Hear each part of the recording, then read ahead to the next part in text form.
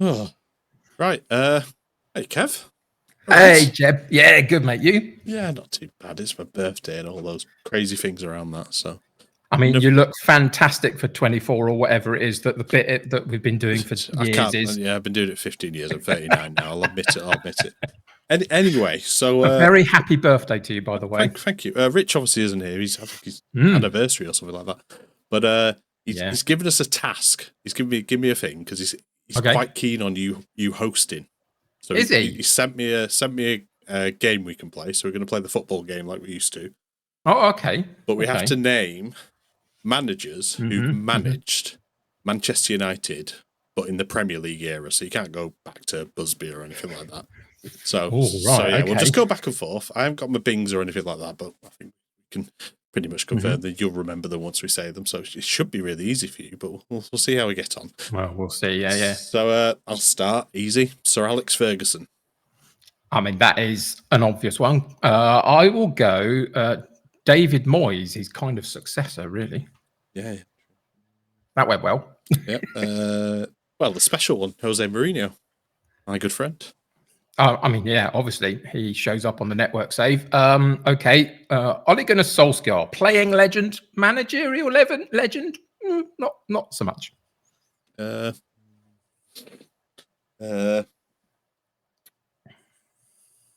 Louis van Gaal's army. That's what they were shouting, weren't they? Maybe once or twice. He was a card, wasn't he? Okay, I'll go slightly obscure because this is my bag, isn't it? I should be able to do this. I'm going to go Michael Carrick. He was in charge for a few games between some managerial appointments.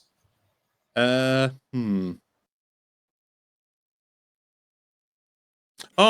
that guy not last year, a couple of years ago. Ralph Rangnick. The guy who's supposed to be the king and everything. Indeed. You just got rid of him. Turned down Bayern Munich, didn't he, recently? That was weird. Yeah. Okay, so we'll go up to date then. We will go Erik ten Hag. How long he'll be there for, who knows, but he currently is. Cool. Just check my text from Rich. There you go. Sorry, Kev. That Welsh guy. Okay, I see how it is. Right, so we are, between managerial appointments again. Right, that Welsh guy. Okay, well, I mean, you've given me an idea because, I mean, the last one I'll go for then is Rich Owens because he won the Premier League recently, didn't he, in the Premier League era, and still managing them now. Great. Got any more? Oh. Crap. Rich is going to kill me. Oh, no.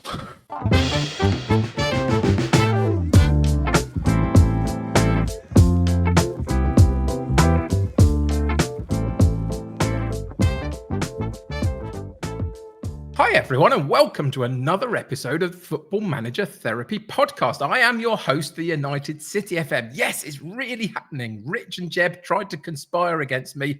It backfired on them, and I am in the hot seat for this particular episode. Welcome to you. I hope you're doing fantastically well. I think this is going to be an interesting conversation that myself and the co-hosting duty this afternoon for us as we record, Jeb Aru in the house. Hey, Jeb, how are you doing? That went well for you, didn't it? Yeah, Rich's plan backfired, but I guess he'll just find out about it, and we'll find out what happens next week. But that's his problem now, so not mine anymore. Kind of is. Yeah. It's going to be too late once he realizes this is happening, folks. Hashtag Kev for host is in full effect. I don't know how we've got here, but we are. So, Jeb, firstly, we mentioned it in the start of our podcast. It is your birthday. So many happy returns to you for that. I hope the year ahead is going to be fantastic for you in every way possible. Have you had a lovely day so far? Yeah, it's not been too bad. We were in Buxton in the Peak District last night, and then we had a bit of spa treatment this morning. So I've been fully massaged and ready and raring to go and not relaxed or anything. So it's not too bad. Having a full body massage and then driving 2 hours is not really what you should do. But there you go. That's what we did anyway. So, but no, It's quite fair. nice. Yeah. But that's cool. Yeah, again, happy birthday to you. That's fantastic. So for this particular episode, it might be a slightly shorter one. We've got a couple of things that we want to talk about, a couple of save updates very briefly. But first up, I really wanted to mention a thing that I spotted this week. It's been going around Twitter over the last couple of days. Twitter, or are we supposed to call it X Just these call days? it Twitter. Yeah. I never do, but anyway, from the official Wolves account, the football club, Wolverhampton Wanderers, they posted a video. It's about 10 minutes long and concerning mental health.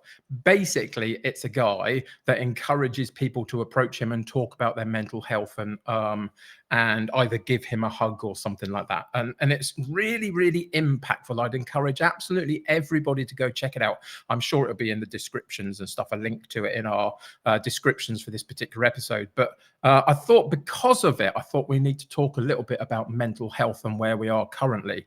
But that is a phenomenal piece of work. Was it Norwich that did one last year? Yeah, Norwich was the one with the 2 fans in the stand, and there was one that was really eager and happy, and another one that was sat there glum the entire time. But it turns out the guy that was eager and really fanatical and things like that, he was the one that had mental health problems. And it's a very powerful statement. I think they actually won an award for it recently as well. But it's one of those things. I think it's a mental health thing. There is the stigmas with mental health, and particularly, I don't want to say on a male side of things, but sometimes on that, it's like we're white bearded men, that type of thing. But it's one of those things that people don't open up enough. And I think that's one thing that we've always championed since the Matt and Tony days, and Football Manager and therapy and everything you can do to help yourselves and the escapism of the games. But it's the importance to talk, I think, about mental health.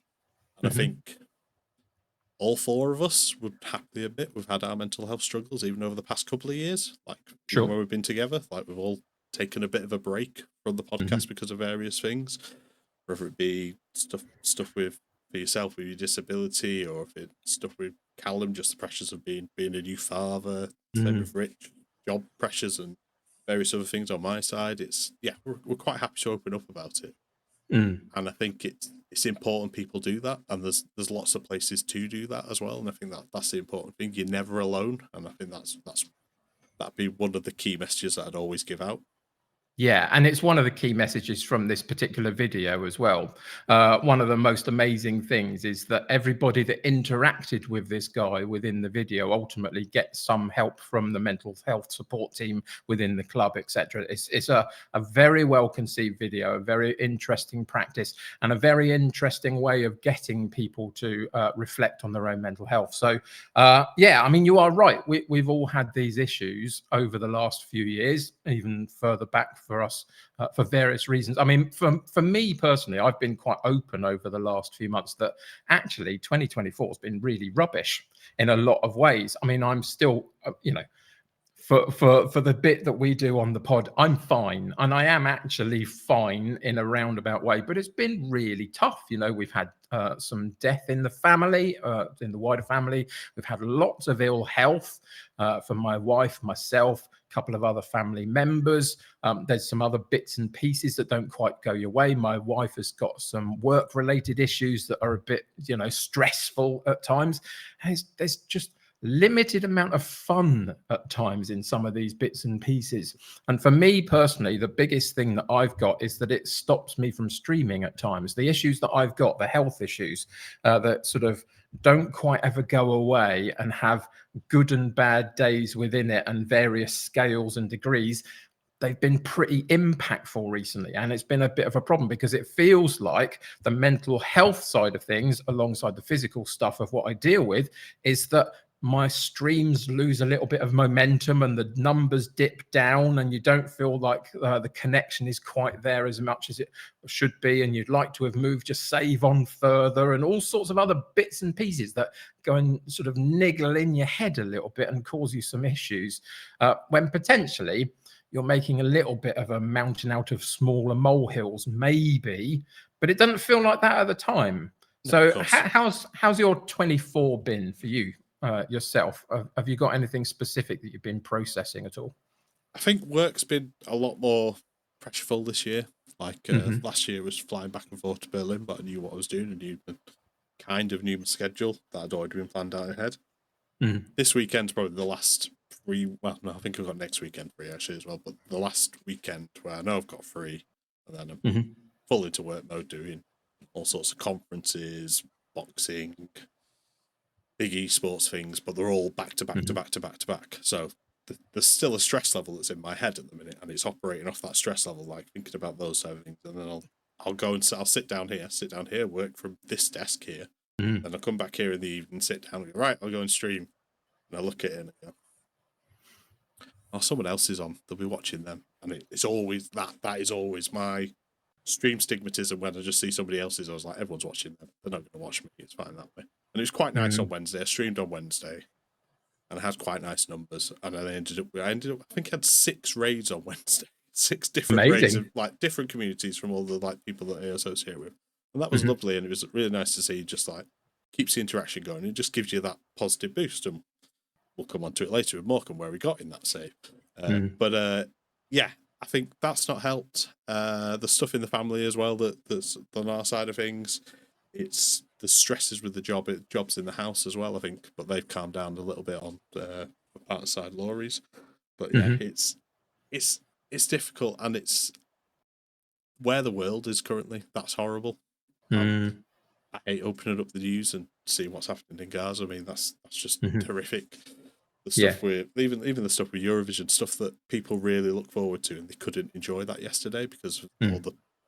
It's not political, but it's very, very political at the same time. It's just difficult to do, and it's all those little things. It's the impending doom of where we are with governments across the world, including our own, and over in America, what's happening with there.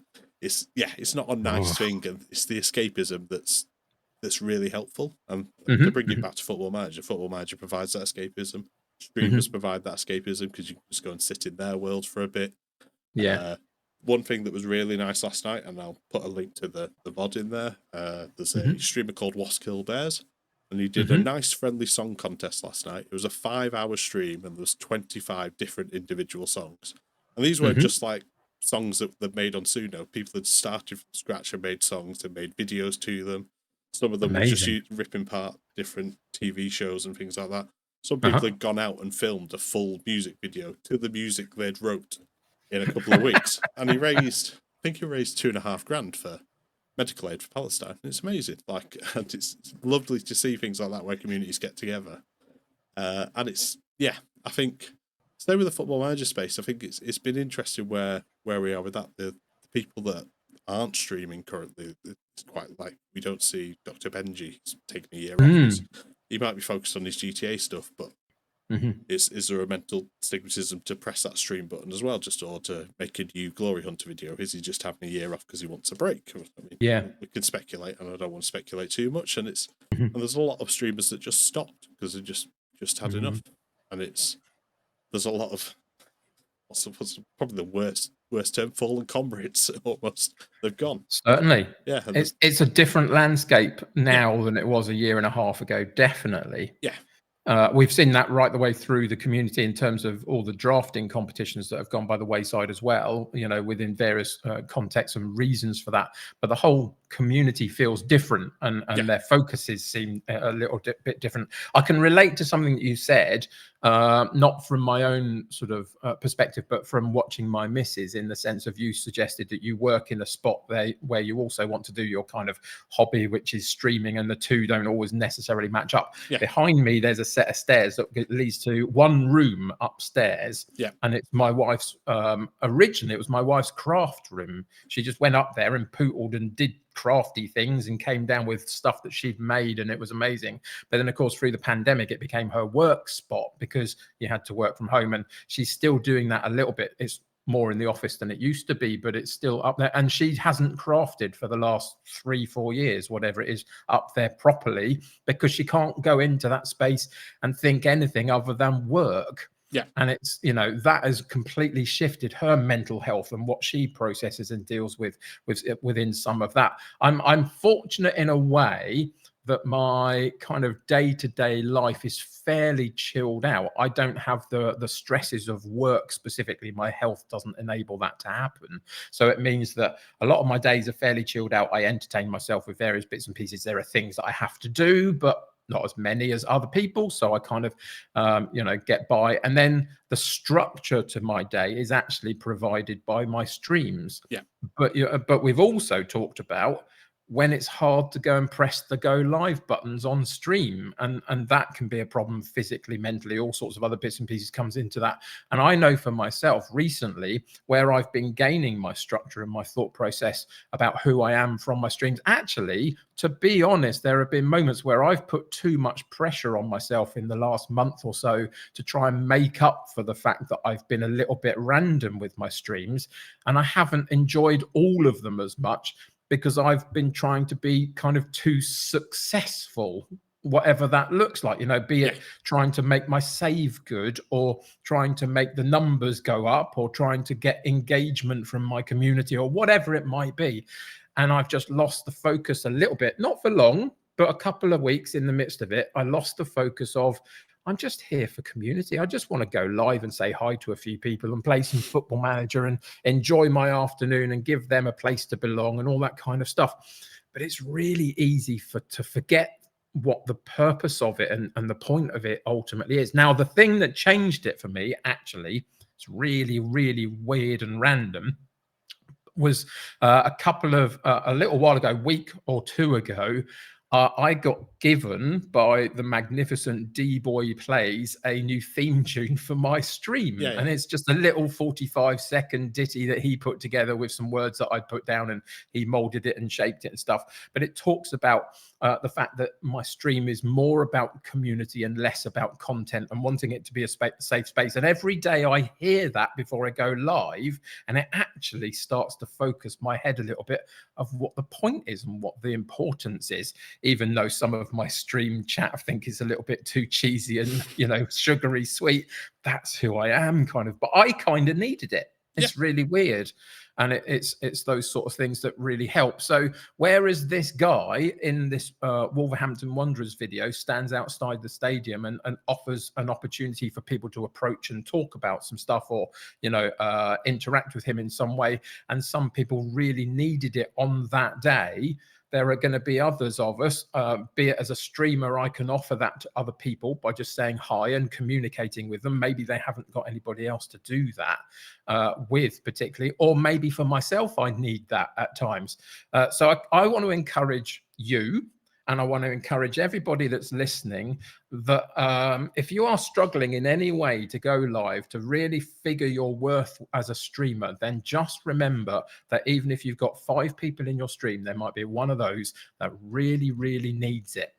And you are really, really being impactful to their day and their mental health and the structure of thought that they have about themselves. And that will improve yours as well. So that's my little kind of motivational thing to everybody out there. If you're a streamer, go and do it. If you're struggling with it, go and do it. It doesn't have to be Football Manager. Find something else to stream. Just go and chat, do a just chatting stream or whatever, and tell people what you think and feel about yourself. I did that fairly recently on my own, in terms of spending 10 minutes talking about my disability and what it looks like and what it means and what impact that health has on me, etc. And lots of people have approached me since, saying they've got similar stuff, or they can relate for some reason, or they didn't understand it and now they do. It's important that we talk, and especially as, bearded white blokes who are really bad at it. I think that, I think that's really, really vital. So I think Wolverhampton Wanderers, shout out to them. They have done an amazing thing. And I hope that everybody gets a chance to go and watch it and take in what the message of it is, and then find your own way for yourself to put yourself in a context where actually you can gain from something or somebody, but also offer something to someone or something or somebody, etc. And I think it's, vitally important. It's something we always try and do here regarding mental health, is to keep it in the conversation. I'm glad we've been able to do that. If there's anything else you would like to share on it, Jeb, then you are more than welcome at this point. And I think you've kind of hit the nail on the head by even if you're not streaming or you're not a streamer or anything like that, jumping into other communities. There's plenty of people to chat in those communities. Just a chat that goes through the thing. I've seen people just have conversations on this, particularly in your streaming. They have conversations in the side of the stream. Like you'll come back and chat along with them, just because of the way of your streaming style. Yeah, and I think it's important. Make some time for like having fun, and I think I've always said that. Like I always want to make time to do the network save every week. Like even if I don't stream it, the laughter we get out of that stream, like honestly, like this week when Carlton broke worse than he's ever broken his entire life. Me and Rich could not breathe, and like I'd never been. I got lightheaded. No, when they say your sides are splitting, like honestly, I was in agony. Like I was laughing, but I was in agony, and just like how bad it had just sent me, because I just like I don't know how this has happened or why it's happened. But so for anybody out there that doesn't understand what we're talking about, we do a network save, which is basically the three of us come together once a week and play in the same Football Manager universe. So I'm currently Tottenham manager, Rich is currently Man United manager, Jeb is currently Wolves manager, and we play together once a week for a few hours. But within Jeb's stream, because Jeb is Jeb and he does stuff that I can't even get to grips with, he's got a whole AI universe going on in his stream, be it musical stuff or just random people that show up through the magnificence of AI. So we have the likes of Jose Mourinho, Alan Rickman, Roy Keane, Luke Chadwick, and the magnificence that is Carlton Palmer, the old Sheffield Wednesday England international. He got a couple of caps, I think, didn't he? Yeah, the voices that sound like them. It's not them. Yeah, just to be very clear. It's AI driven, but it sounds like them. And Carlton Palmer decided that he was going to take it upon himself to be my new advocate as the reigning defending undisputed Football Manager World Heavyweight Champion for my next title match, and auditioned for it basically, and just broke. Yeah, the AI just broke, and he was doing brilliantly for 2/3 of it. And then it just broke, and it descended into chaos because it was like noise torture by the end of it. Like, there's no other way to put it. I think I did post it in the Discord this week as well. It's just like, if anybody wants to hear what happened and why, I'm trying to explain it, please let us know. And it's absolutely. I think it's those bits like we had the one with Jamie. We obviously had the one where I was actually listening to the football ramble on the way home where. Nobody guessed Roberto Martinez as a Spanish manager. Obviously, when Callum messed that up in the football game when he thought he was a Belgian. Never going to live that down. No, exactly. But yeah, it's those laughs that you can have with friends with playing games, etc. And it doesn't matter if you might not get into calls and stuff with them, but you can have those chat in the streams, even jumping on tweets like tweet threads and things like that. There's ways you can interact with people without your voice or your face to it as well. You might be nervous, and you might build up to that. You may never speak to somebody. Somebody may never hear your voice.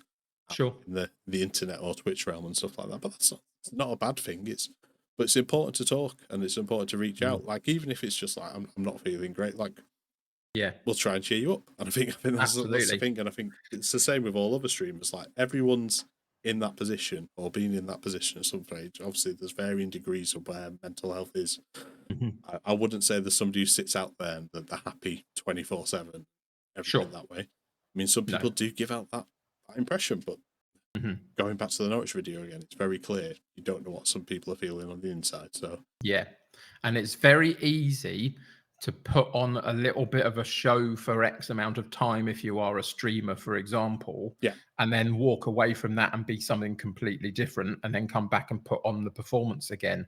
I think the longer you stream for, the harder that becomes to actually maintain and control and all that stuff, but you can do it in bits and pieces. So even if it feels like just because we have a voice and we have a platform through the podcast, through the streams that we do, that we are sorted because we must be, because we've got a voice and we've got a platform, actually that's just not the case at all. There are still lots of challenges that go on behind the scenes. It's an incredibly complex thing, this thing called life. and there's a lot going on.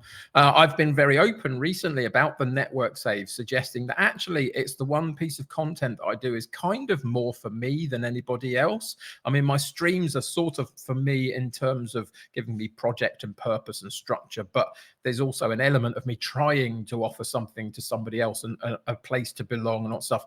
But actually, in a roundabout way, it wouldn't worry me so much if I didn't stream the network save necessarily, because it's just what I need as a release. We've all taken weeks off, day. and my chat's never actually that busy, but I have your guys' chats open, so I think people get you're like, how's he responding? I just have the chats open. It's good to see the full community, everyone just interacting with each other. Yeah.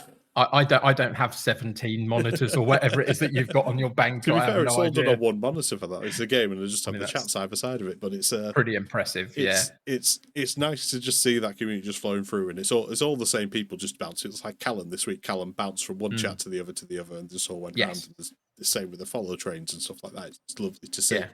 But I think it's that I've enjoyed playing games with friends, and I want to do more of that. Sometimes just making time to even if you're not playing games with friends, make time to go play Football Manager, make time to go play the new Fallout or the Fallout update, which they haven't updated very well, and it's really broken. Oh dear! But those sort of things, like I played PUBG with some people that I've interacted with on Twitch this week, and that was really fun. And off the back of that, I'm making a stupid meme video, but.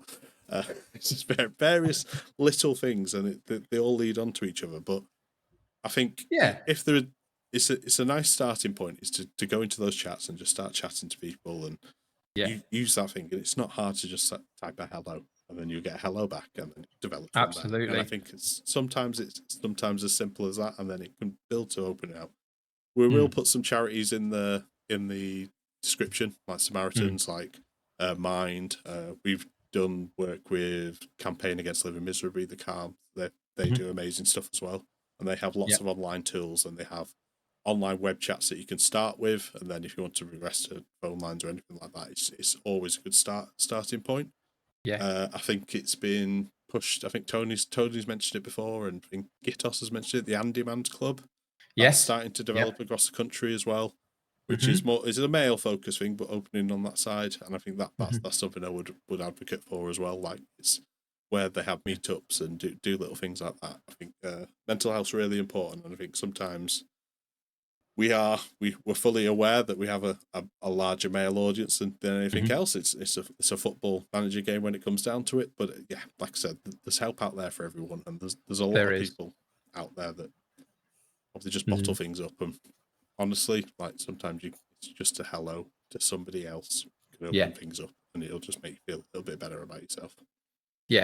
No, absolutely. And two further thoughts just quickly on that is that within our own community, we've got some amazing people that offer a lot of stuff. So the likes of Limo, for example, if you can find Limo in and around the community, he's a little bit quiet at the moment because he's launching his own new mental health organization, I believe, as a new thing that he's doing. But he's fantastic in that sort of field. So if you can get hold of him through his Discord or his Twitter feed, etc., then there's a starting point for you to do.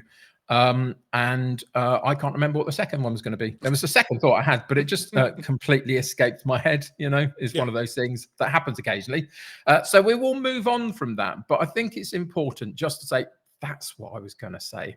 I was going to say, if this podcast is one of those things for you where you just like people chatting in the background of your day and stuff because you don't get a lot of people to chat around in your background of your day, then I was going to basically say to everybody, this one is for you. You are welcome to join us. It's great to have you along, and I hope you feel part of what we do. We get the chance to do this as a podcast and have the fun in producing it. I hope you feel connected to that, and it's great to have you along for the ride. That's what I was going to say. But and there's Twitter, there's Discord, there's YouTube, there's all those things you can dive into, and I will probably speak for everyone.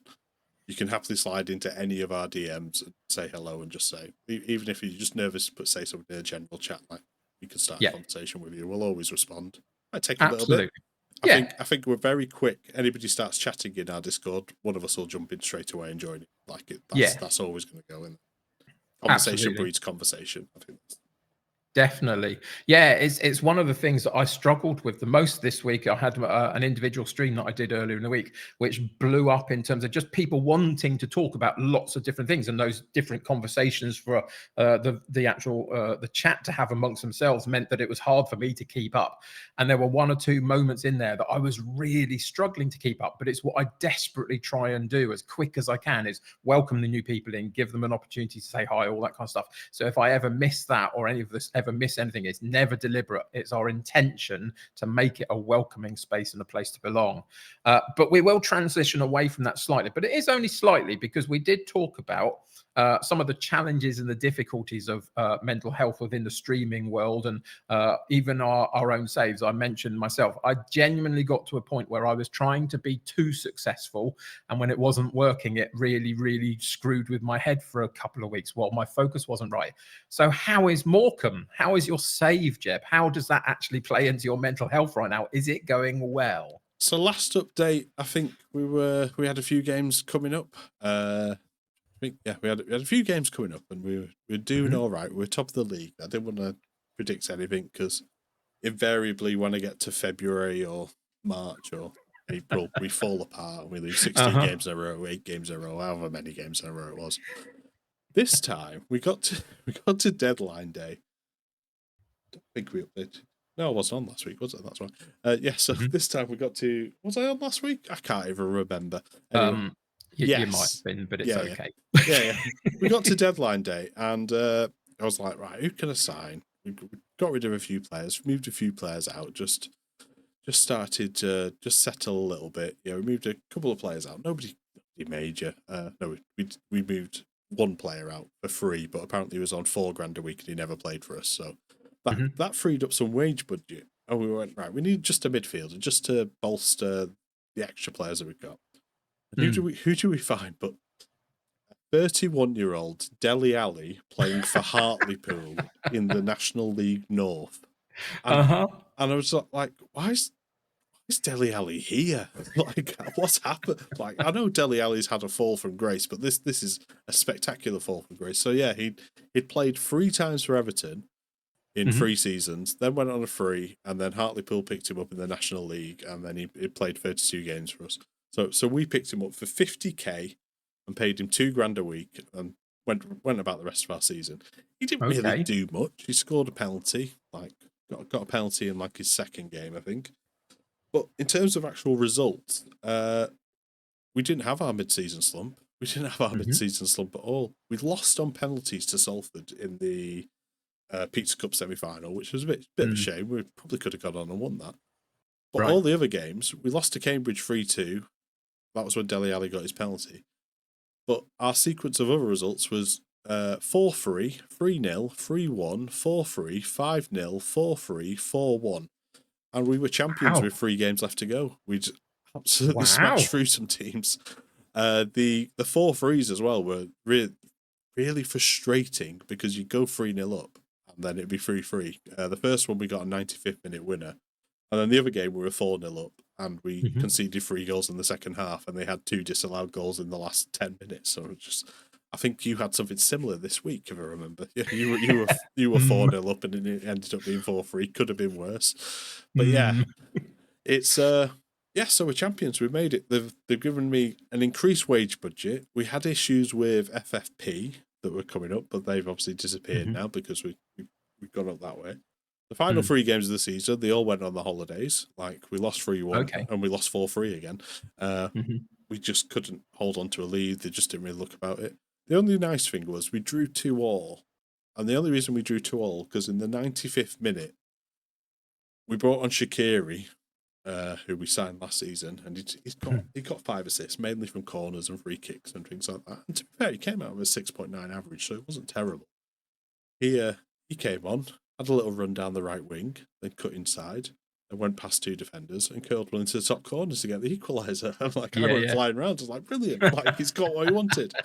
So it's that all went well. We've left it at the end of May. Obviously won the league. We're going up into League One. It'd be interesting to see where it goes. Like I said, with 5 seasons it took us to get promoted. it's made me feel good about the game again. I've got a system that works, a system that carried over into the network save where I'm 5 games out of 5 won. So let's see what happens this week when the inevitable next stream where I lose 7 games. That's how the network games works for me. And it's, yeah, I'm quite positive about it. It's quite exciting. God knows when I'm going to stream it. Like, I've actually got next weekend. Yeah, I'm off next weekend. I'm home alone, so I probably will stream a fair bit of it next weekend. Okay, that's cool.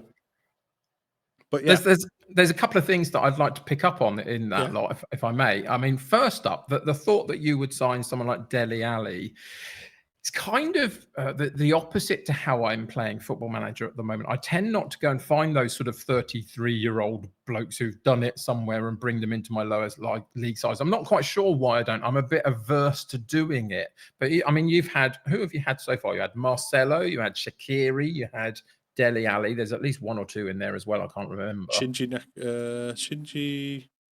Kagawa. There you go. I was going to call it.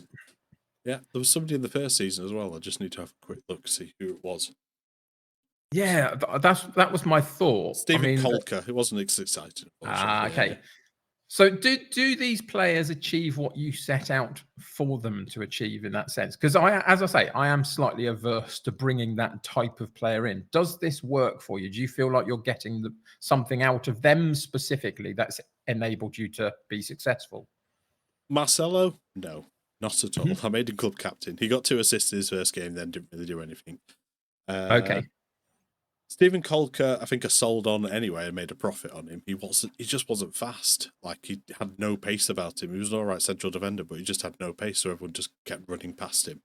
It might be the style of player I was playing. I mean, I didn't go up for 4 or 5 seasons.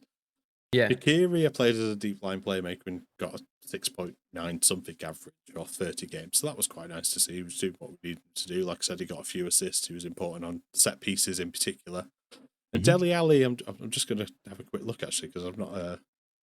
He finished with a 6.76, but he got 2 goals, 2 assists, and the assists and the goals were quite important games when he did that. So it's somebody as a backup midfielder. I guess his physicals. He's got 17 natural fitness. He's 32 now, but his physicals aren't there. But he's not done a full preseason with us. I think I don't know how much that affects it. We'll see. Yeah. But a full preseason and understand the system. I don't think I'm going to change many of the midfielders that I've got. I think we can actually, judging by the League One teams that we played, we beat the majority of them in the Pizza Cup. All right, it's the Pizza Cup. We still had some quite successful games there.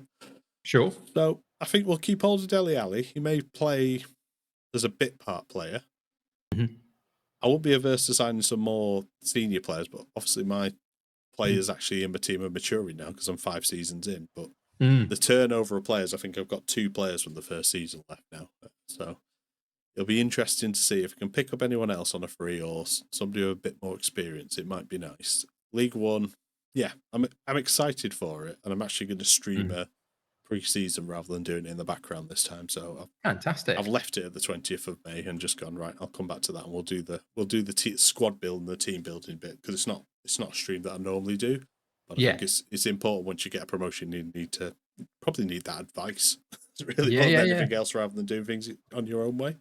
But it's kind of interesting. I mean, I'm a little bit of a control freak, so I tend to want to do it my way, but it's still really interesting to say, here's 4 different central defenders. Why do you think there's a good one in here? And what is it about them to a wider audience and stuff? It's kind of really helpful at times. The other bit of, the other thought that I had is you've got a perfect opportunity for a fantastic bit of content creation.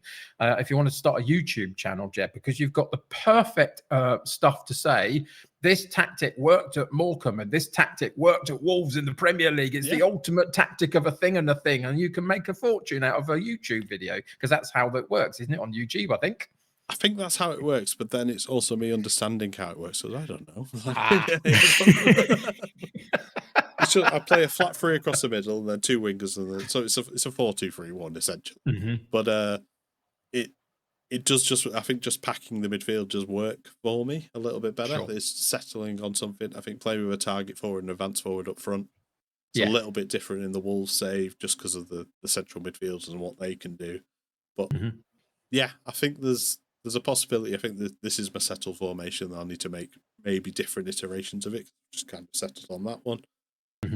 We've played around with so many formations this season, last season, so who knows where it'll go. I'll probably change next week and I'll hate it. So, yeah. Quite possibly. So your suggestion is that you may not be able to stream it much this coming week, but next weekend you might be able to. Yeah, I will see where we get to. I may be able to stream this week. Like I said, I think I'm down in London at least 2 days this week, so maybe even. Okay. We shall see, but yeah.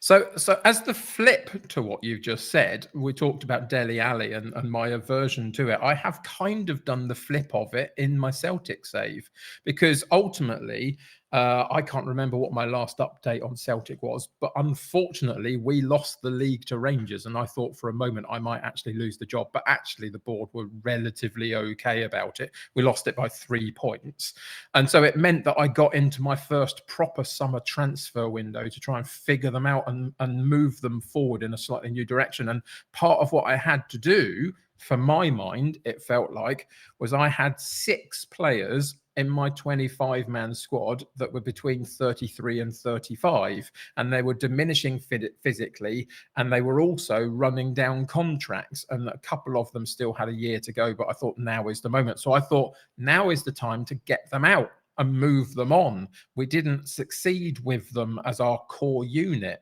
And it was a bit like watching Man United play against Crystal Palace recently, when 3 of our key defensive players had a combined age of 100, for goodness sake. It was a madness. You just can't do it sometimes if the opposition that you're playing up against has got this young, spirited, energized, skillful team that you're coming up against. So I changed it up. I got rid of these players through my squad, and I was bringing in a couple of 19-year-olds, a couple of 23-year-olds, just to bring the age down a little bit, bring the energy levels up, and reset the squad a little bit, moving into a brand new season, hoping to then kind of turn the fortunes a little bit and have a bit of a go at Rangers. And we had a really good summer. I think that we made some really interesting moves. I sold my number 1 striker because he was the big value player that I had, which meant that I could invest across the team. But I also bought a youngster in from Barcelona that I'm hoping will now be my striker. And he came in on a free transfer. I got another free transfer from Real Madrid. And, you know, you hope that some of these younger players are going to come into the Scottish leagues, with the greatest respect to the Scottish league, and be good compared to the fact that they weren't quite able to make the grade at Real Madrid and Barcelona.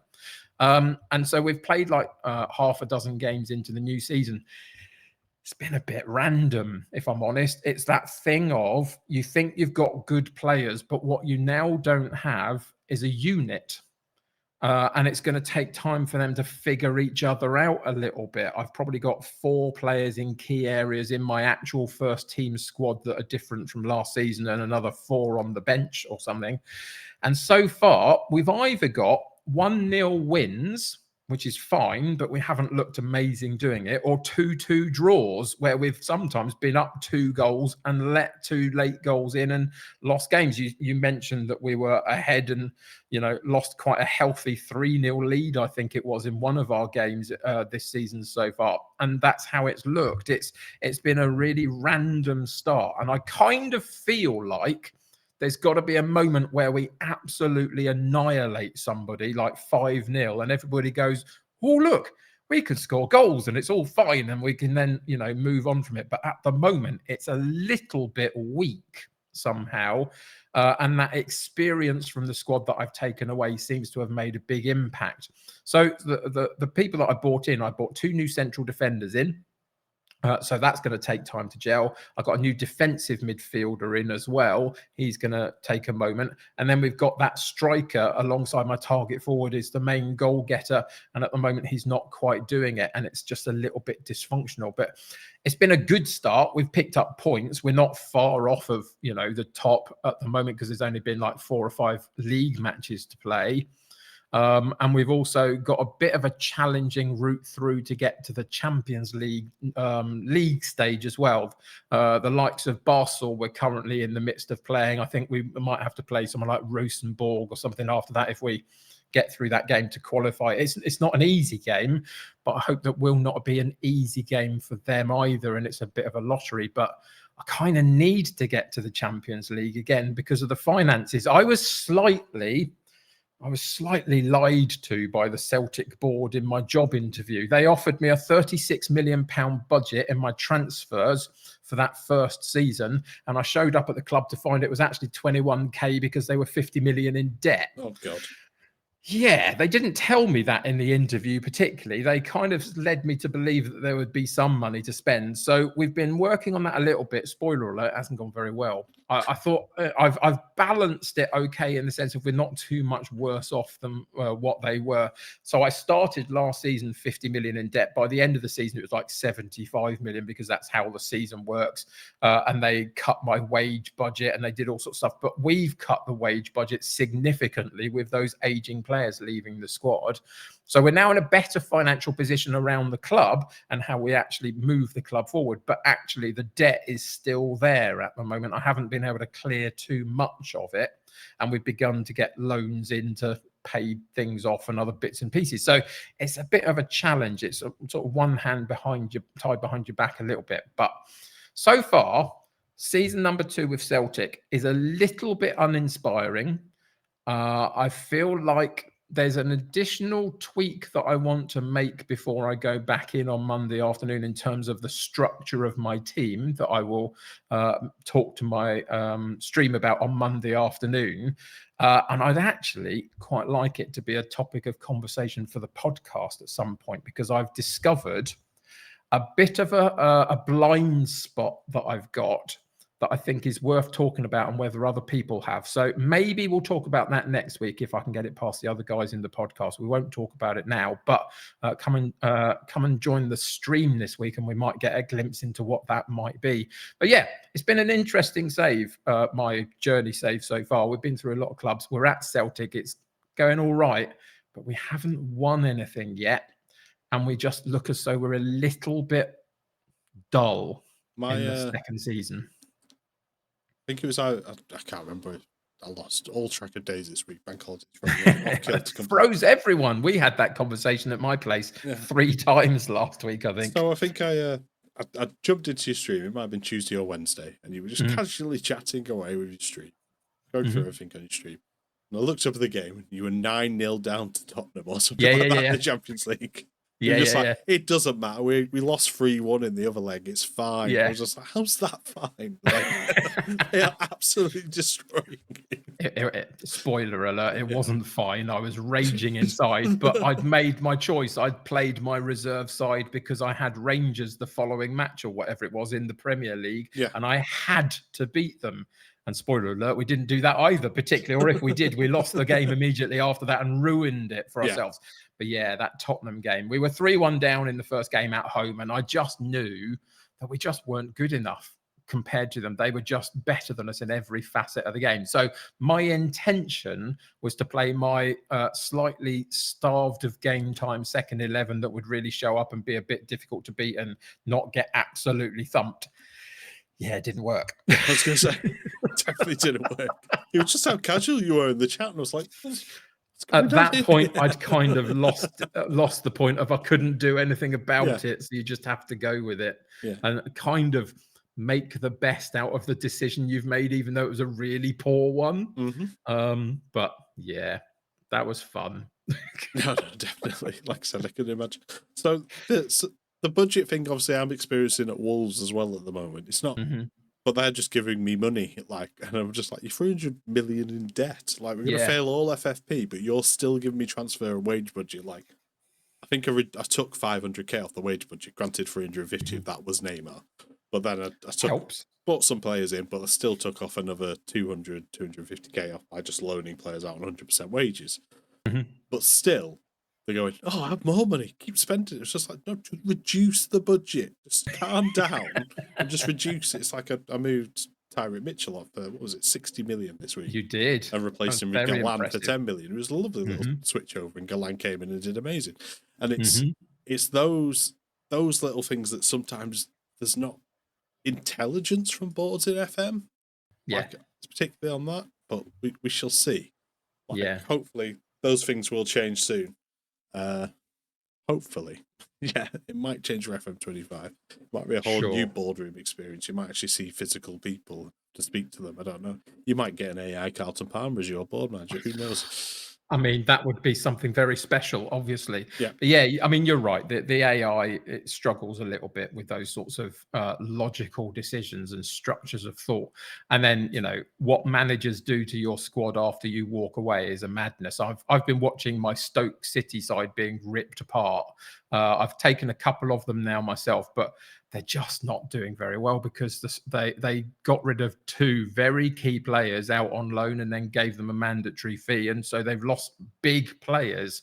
And, you know, they didn't need to necessarily. Finances were fine when I left. So the AI just feels like it's a little bit random to me. But hey ho, apparently Colton proves that AI is always a bit random. Yeah, so, I guess so. you know, it is what it is. So just in terms of, whilst we're talking about Colton, we are, so he will probably show up on the next that's not easy to say. Next network save. Yes. And that's potentially going to be Monday evening this week. So if you're listening to this episode on the Monday as a patron, come and join this evening. If you're listening to this, everybody else on the Tuesday, you missed it. It was a great night last Monday evening. You need to come and join us on the Monday evenings or the Thursday evenings whenever we do one. Or go check any one of the VODs. It doesn't matter who you watch. You'll get the perspective of everyone. You'll hear everyone. You absolutely will. Yeah. Particularly on my side of things, no one disappears. I think I disappear more on my own stream than you guys. So, but yeah. Oh dear. Now I'm looking forward to that a little bit more. Obviously, I beat Rich this week, so that was nice as well. And you've beaten Rich now by winning at his own game. So well, you know, if you lot are going to team up on me, then occasionally it'll backfire on you. What can I say? You know, and I got the opportunity to host a podcast, which I'm more than happy about. So and what a birthday treat this has been for me. I will say exactly. You know, that's a fantastic thing, and I'm glad that I could accommodate that. And I'm you know, seriously, I wish you the very best for the year ahead. I hope it's going to be a fantastic one for you, mental health wise, physically, job wise, family wise, all the kind of the wises. And we'll see what happens with that as we move forward. It's one of those little things, like you said, it's one of those, I'm 39 now, so 40 will be next year. Yep. What can I do for this last year of my 30s? I'm not going to do bucket list or things like that, but I think it's more physical health, mental health, start to look after them a little bit more. Like make the effort to actually go to bed at a reasonable time and get up at a reasonable time. Like start with those little things, drink water, like all silly things I should be doing as an adult. Like it's those things to push on with. But I think I'm looking forward to this year quite a lot. And like I said, there'll be stresses and there'll be exciting things. Like I'll get stressed all the time in the build up to work. I think we did the boxing event a couple of weeks ago. We'd never done anything to do with boxing before. And there wasn't much information and we were going off very little. But once it was up and running, it was smooth sailing. It was great. And there's nothing better feeling, especially when you work in events or broadcast stuff like that, when it just runs smoothly. Sure. There's no fires to put out and I can just go out and like, oh, somebody wants some pizza, I'll go order some pizzas. Like, that's all I'll have to do by the end of it. It's great. It's like, the plans come off beautifully. So, yes. That's amazing. Yeah. But yeah, I mean, the work you've done recently, I've seen clips and bits and pieces of it, which has been fantastic. So I'm glad that's going so well for everybody involved in that. That's awesome stuff. I'm sure there'll be much more to come. I mean, there you go. People listening in or watching on the YouTubes, Jebaru is giving you a couple of things that he's intending to do to potentially aid himself. What are you going to do to aid yourself? What's the blind spot for you? What's the thought that you know that you've got something that you're not quite doing what you should with?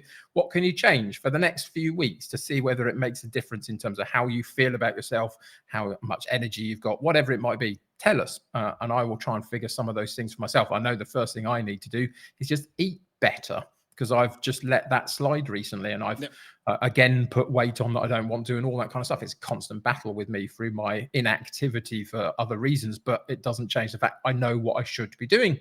So we've got to go and do it. But I kind of feel like we've come full circle. I think we started with mental health. We're ending it with a way in which potentially we can do something about some of that and make ourselves an improved version of ourselves, even as we get a bit older and move on. There's no reason to not do that.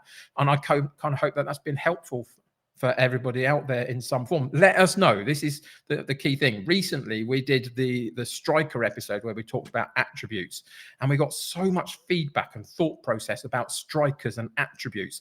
I want to see a similar amount of feedback from mental health and where you are and what you feel and think about things, because ultimately that shows that, you know, we're dealing with some interesting issues that connects and relates to people. So if you've got a thought, let us know, and let us know, you know, how you're doing at the moment, and we will definitely read all of those. We always do. Anything else you would like to contribute, Jeb, before we begin to wrap this one up? Yeah, I just want to pass on. I hope Callum's all right, because apparently he failed in another playoff bid today. Despite finishing second in the National League, he went out in the first round of the knockouts. So yeah, I hope it's a painful thing. It's a painful thing that the National League, one promotion spot and then one playoff spot means that second place is so painful if you don't then win the playoffs. But yeah, fair play to Callum. I'm sure he will bounce back in some way. I'm sure the actual stream itself was magnificent, because it usually is, but painful nonetheless. Absolutely. And I think it's it's one promotion each now in the in the FM24 stakes for me and Callum. Not that making it a competition. No. Of course not. Yeah, definitely. Yeah. But no. Of course. So whilst we're on the subject of Callum, please go check him out. Why Callum on YouTube, Why Callum on Twitch as well. He covers his Slough save across YouTube and Twitch, so you'll catch lots of different aspects of it in the content that he makes. Go and give him a follow and all those kinds of good stuff across those. We've also got, of course, Rich Owens, who isn't here this week. He's celebrating his wedding anniversary with his lovely missus. So congratulations to them on another year done. And I hope the next year is going to be fantastic for them. Go check him out on all of his streams that he does. I'm sure he'll be back this week, later in the week, with What's the Story Former Glory that he's currently doing. But he'll also join us on Monday evening, all being well, for the network save. And what about yourself, Jeb? Where can people find you? Maybe not as much during the week, but maybe by next weekend. twitch.tv/Jebaroo. Fantastic. I've got a YouTube. Well, I have got a YouTube, but I don't use it. Go and join Jeb and help him figure out what to do in the transfer window for the next up and coming season. You can find me at the United City FM on Twitch every weekday afternoon, 3 till 5 p.m. But make sure, if you are listening to us on the Patreon episode on the Monday, make sure to come and join us on the network save as well. But as Rich would say, that feels like a podcast. Somehow we've made it through a podcast with me in control of it. I know. And I'm stunned as much by that as anybody else. Thank you for joining us, everybody. We really, really appreciate you. Look after yourselves. Be kind to yourself, as our fantastic friend, the Steak Bake, says. Be kind to everybody else. And we look forward to having you back on the next episode of Football Manager Therapy. Take care. See you soon. Bye. Bye.